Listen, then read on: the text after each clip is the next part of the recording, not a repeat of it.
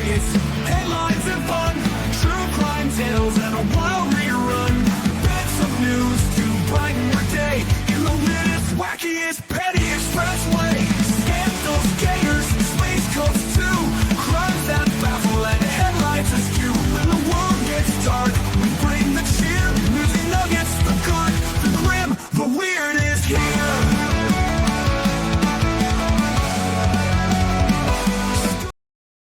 Hey guys, it's Mo here, and we are getting into a new trial on the Petty Express, so I thought I'd read an article. It is a bit of a longer one, but to kind of break down what this case is all about and kind of the weird twists and turns, as you can see that by the sort of sensational headline, how the capture of a serial killer father led to a breakthrough in his own daughter's separate murder case. So this is a case with a lot of twists and turns, a lot of true crime background, and sadly, a lot of people who lost their lives either through her father's, crimes or, her losing her life. There have been a lot of tragedies linked with, in the orbit of this case. Melissa Wolfenbarger, a 21-year-old married mother of two, had been missing for 4 years before her remains were finally identified. But decades passed, and the identity of her killer remained a mystery until now. Crime scene investigator Cheryl Mack McCollum tells Andrea Cavalier how her podcast, with help from experts and the media and the victim's father, her serial killer father, helped crack the case wide open. Now, when working on a cold case, there's no guarantee that the murder will be solved. And even if it is, it could take years or decades. In the case of Atlanta mother Melissa Wolfenbarger, it took 25 years with the help of a podcast and, in a bizarre twist, her serial killer father. Now, loved ones and supporters have traveled to Fulton County Courthouse in August 2024 for a long-awaited trial they hope will bring justice. Now, it is 2025. This article in particular was written in 2025, so this could be just a typo, but we'll see, because currently the trial is now, so I'm guessing it's 2025. Finally, we're starting the trial we've been waiting 26 years for. Melissa's sister, Tina Patton, wrote on Facebook this week, adding hashtag justice for Melissa Wolfenbarger, or Barger, I guess. The 21-year-old was last heard from by her family on Thanksgiving 1998. Now, her dismembered remains were found 5 months later in close proximity to her husband's place of work. It was 2003, though, before the remains were identified as Melissa, and only after her father, Carl Patton, was arrested for a string of unrelated killings from the 1970s, known as the Flint River Murders. His arrest is what finally identified her remains, Melissa's mother, Norma Patton, told The Independent. If he had never been arrested, we might not have ever known. Now, Melissa's death was not at the hands of her father, who had been cleared in her murder, but what happened to her and the identity of her alleged killer remained a mystery for decades. Now, Melissa's case only began to gain some traction in 2017 when crime scene investigator Cheryl Mack McCollum got her hands on it after the slain woman's mother came to her for help. You can't give up. You just keep going. Talk to anyone who will listen because you don't know who that person might be to help, Norma said. That's what Cheryl did for us. She opened the door and helped us walk through it. Now, Melissa's case was one of the first ones to be featured on her podcast, Zone 7, which launched in February 2023. In a stunning turn of events, over a year later, in April 2024, a listener who heard the episode reached out to McCollum and shared a crucial bit of information. I had a gut feeling, McCollum said, recalling the moment she received the tip. Now, she told The Independent that the person had witnessed behavior between the couple, but she could not give further details. Now, McCollum sent the information to the lead detective, and after more than 2 decades with no answers, the case picked up steam and shot, forward in the next few months at about, lightning speed compared to the rather glacial pace it had been going at. Now, 3 months later, in August 2024, Melissa's husband, Christopher Wolfenbarger, was arrested and indicted by a grand jury for murder. I was just tickled pink. "We waited so long for this," Norma told The Independent. "It's been a long, hard road, but it finally happened, you know?" Now, Melissa was last heard from in Thanksgiving 1998 when she called her family to make plans for Christmas that year, but never showed up. "There was no phone call, and she never showed up," Norma explained about her daughter missing the holidays. "I immediately panicked, but she's an adult, married with children. Not much we could do. Now, when my birthday came and went with no call, I knew something was wrong," she added. After Norma's missed birthday in February, they drove to Melissa's house in Atlanta from their home in Locust Grove, Georgia.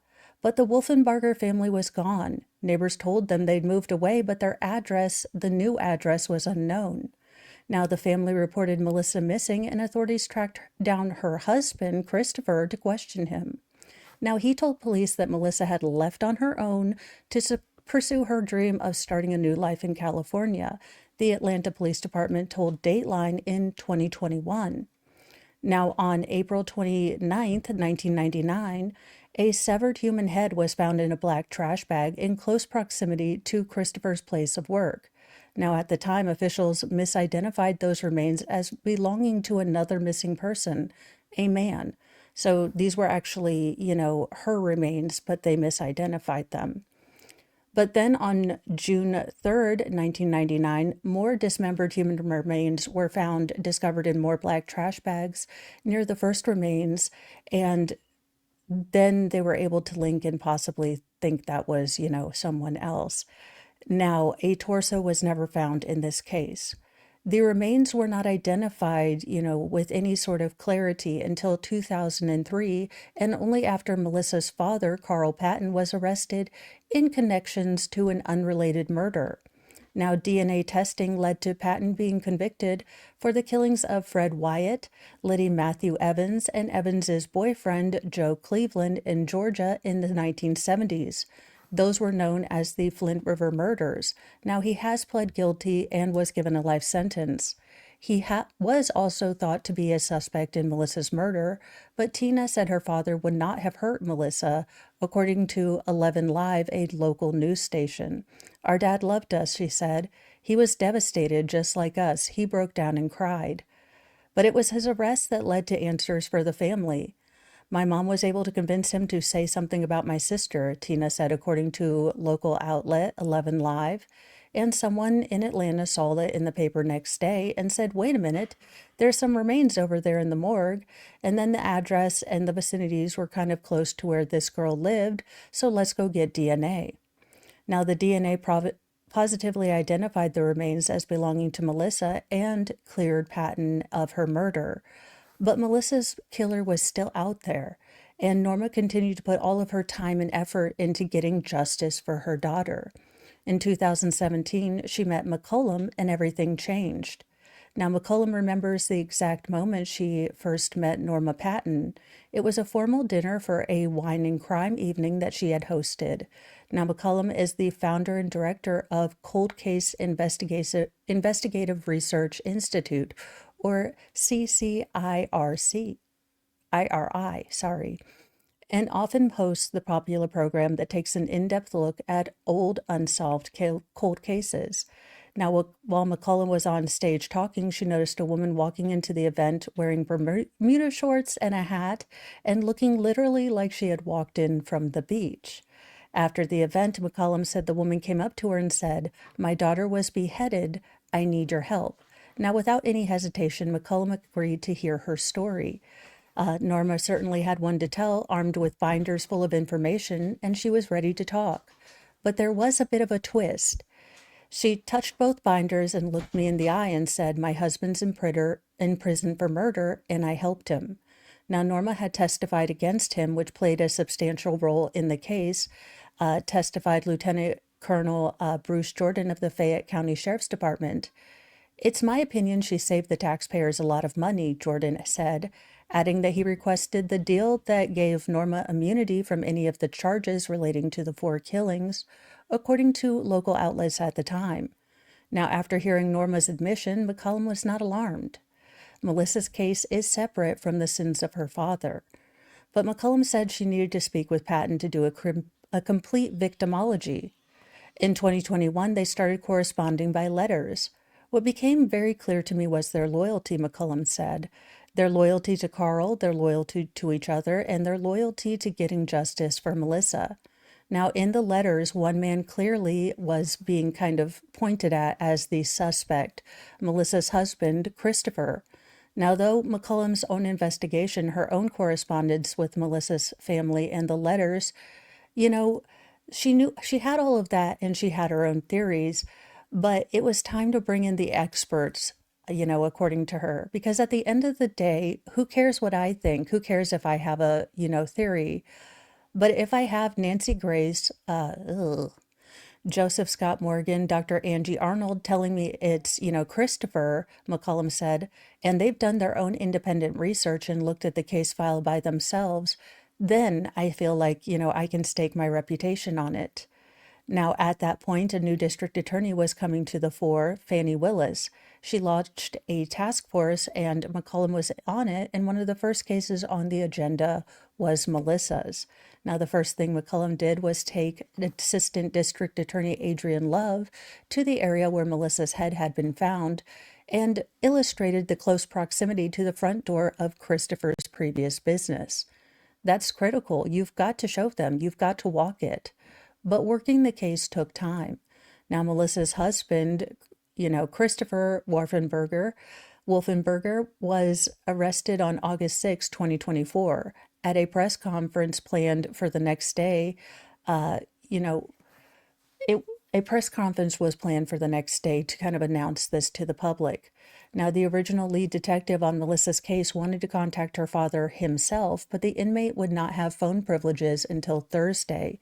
Now, McCullum told The Independent that Detective Calhoun did not want him finding out about the news. Now, back in 2003, Detective Calhoun made an effort to tell Patton himself that his daughter's body had been identified. And that's, that's a class act. Because regardless of the crimes that he's done, he is a father who seems to deeply care about his daughter, which is weird to say but people can be multifaceted. So he could have been a loving father and a cold-blooded criminal, different facets. Look, I can't explain it. I'm not a doctorologist. He drove to the prison to tell Carl in person, daddy to daddy, McCullum said. So this time the detective went out of his way to call the warden and have someone deliver the news to Patton. He was devastated when he found out she'd been murdered, Norma said about her husband, but he was deliriously happy as soon as he found out that Chris had been arrested. Detective Shepard, who took over the case several years ago, said that Christopher had been a person of interest from the beginning and that probable cause is how they were finally able to make an arrest. When I asked what specifically linked Christopher to the murder, he said, I want to protect the integrity of the case going forward, so I can't disclose certain evidence, but we look at everything when it comes to a cold case. Melissa's sister told the media that the day her family always believed, would happen is happening. They always believed, it was Chris. From day one, we knew it was Christopher. There were never any doubts in our minds who did this. My mom says, I don't know how many times, that when she first met them, there was just evil in his eyes. Again, your husband's kind of a red rummer. Maybe takes... Look, I don't know what to make of this story all the right way. It is early in the morning, and I'm trying to process this, so interesting. Both Norma and Tina said they never heard from Christopher again after Melissa's disappearance. Melissa had left her husband the summer before she disappeared, according to her sister, alleging DV in the relationship. But when Christopher went in front of the judge, he asked the judge to let him talk to her alone, and she went back with him, according to her sister. Norma told The Independent she hopes that Melissa's story will help other women in DV situations. It's always been, a DV issue from day one, Norma said. She'd already left because of his abuse, and I think she went back to him, but at one point said, I'm going to call Mom, I'm going to go home, and maybe that's when he lost it. You don't know what the final straw was that caused him to do what he did to her, she said. He only has, he's the only one with real answers. Now, Norma tearfully told the crowd that she will finally, after all these years, stop watching the news.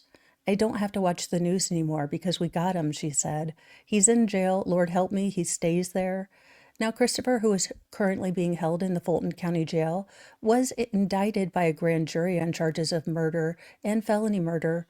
And the trial has already begun. I believe they're starting day 3 or 4 today. So we are not as behind as we normally are.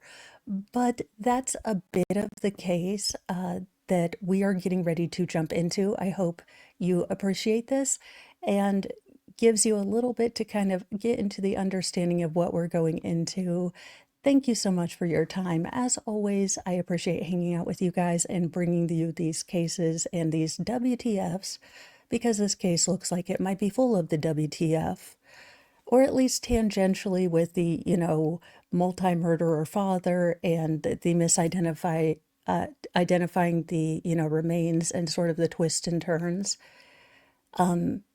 So there we go. That's what we're going to be looking at on the Petty Express, and I hope you join me. Say shameless self-promotion.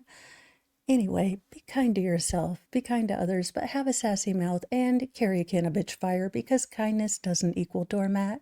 And if you are in, regardless of gender, orientation, creed, any, flavor or denomination, you don't deserve to be in a bad relationship where you're made to feel small or less than or worthless or, God forbid, have hands laid on you. So please consider leaving or getting help if you are in a relationship or you notice red flags. Don't become another story. It's not easy. It's scary, but you can get out. Bye, you guys. I'll chat at you later.